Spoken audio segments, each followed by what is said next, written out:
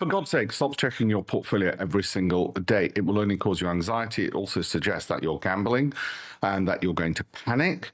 On down days, you're going to be euphoric. On up days, if that's how you want to lead your life, I suggest that you get a flight to Vegas. It'll be far more conducive to your irrational behavior.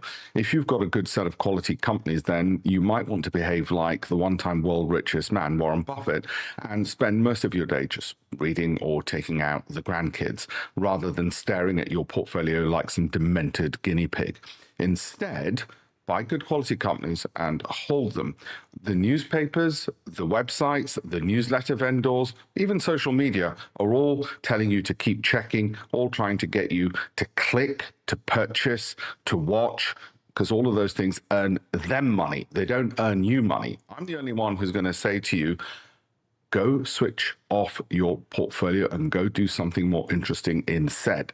If you've got a good set of companies, you do not need to keep staring at it. Stop being a backseat driver. You've invested in some companies, treat it as if you've bought them.